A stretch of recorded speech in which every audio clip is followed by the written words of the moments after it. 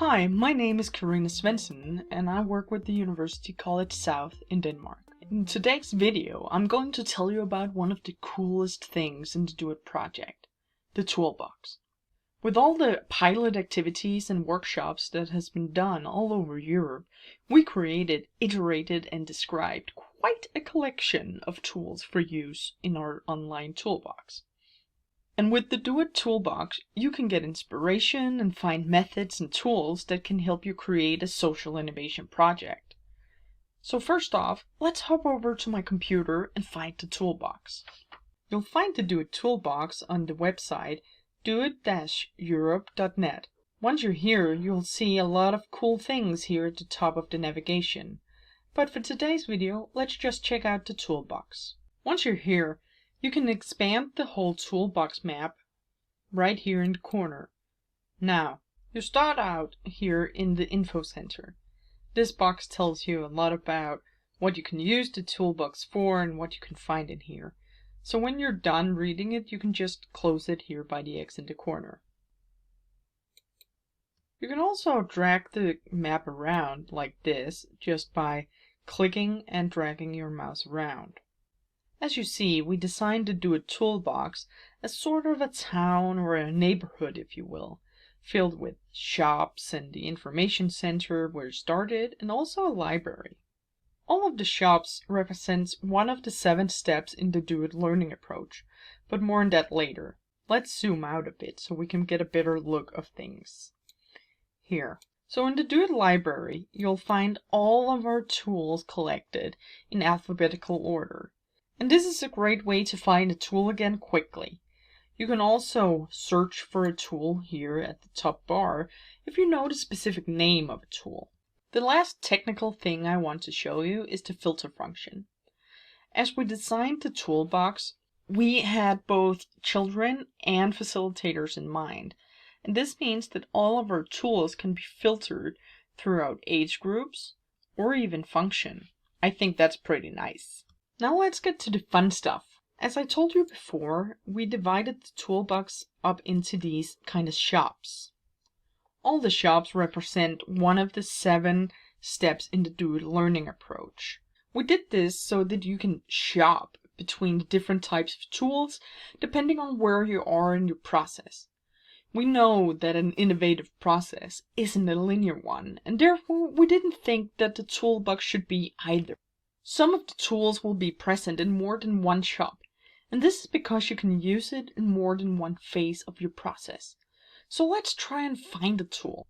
If I start by using the filter function down here, I want to see all the tools that are navigated towards the ages 6 to 10. Notice these numbers popping up next to the shops. This is an indicator of the number of tools that you can find in each phase for your current view. So let's try and see what happens if I also click Facilitator. See how it changes? Let's see. I want for my process here to find a tool in the Explore. Here I find all of the tools connected to the Explore phase.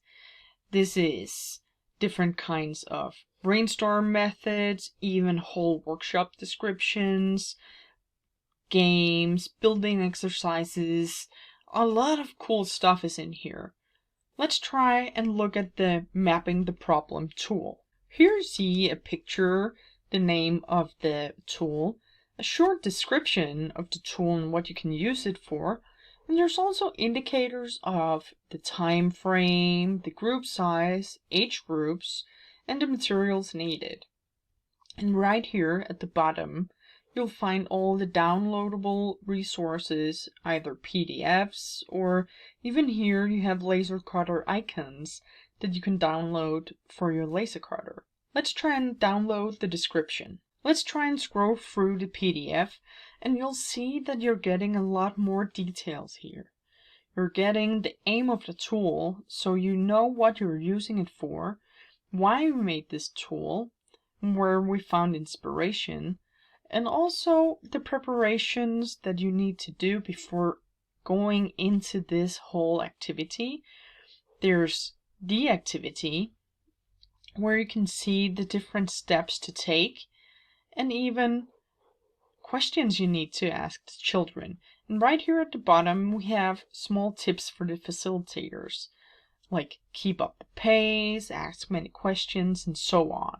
This specific tool was tested and developed during 3 iterations of the Do It action from waste to invention by the Do It partner VOC.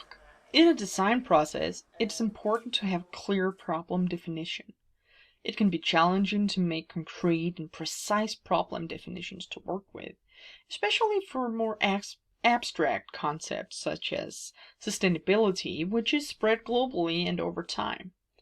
This mapping tool is a method to map big societal issues like sustainability in order to make them more concrete and tangible.